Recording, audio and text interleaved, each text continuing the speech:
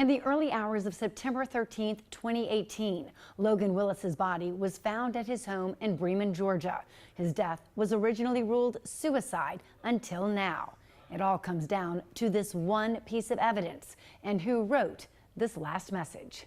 19-year-old male, he had hung himself on the back porch.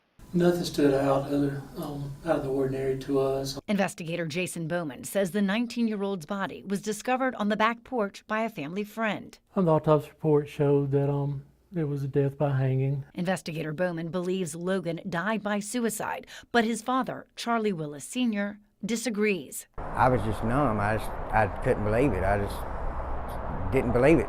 2 years later, Logan's father hired Albany-based private investigator Lee Wilson.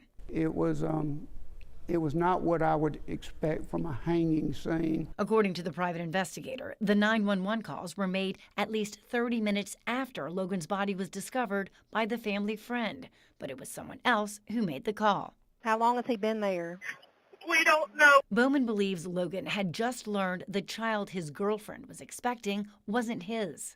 I think it just unfortunately turned into the perfect storm for something like that to happen with someone that's in a weak moment. Photos from inside Logan's home show a sandwich left on the counter of the bathroom, raising questions. I'm like, why would you make 2 sandwiches, eat one, and go out and hang yourself? That might have been where he sat, where he was thinking things over. Sheriff Office reports reveal there was also a dead deer dropped on Logan's front porch by the same friend who found his body. Put the deer on the porch as a gag, joke more than anything, and then once everything occurred, he removed the deer. Logan's father and the private investigator claim there are other red flags. His feet touching the ground.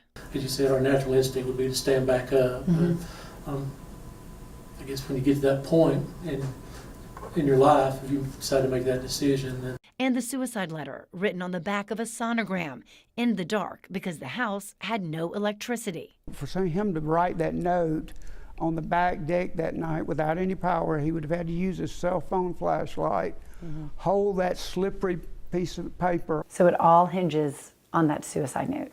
For the most part, yes.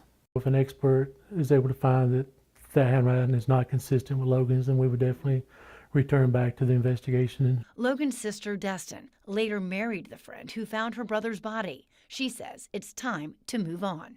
My brother needs to rest. It's been 5 years.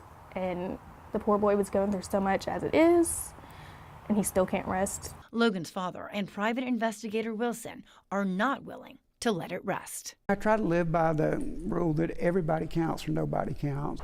He has his dignity. He needs his truth. The Haralson County Sheriff's Office sent off the alleged suicide note for examination. Now, if the handwriting analysis comes back as Logan's, the case will be closed again. But if not, it could become a homicide investigation. We'll continue to bring you the very latest on this case and more on 11alive.com.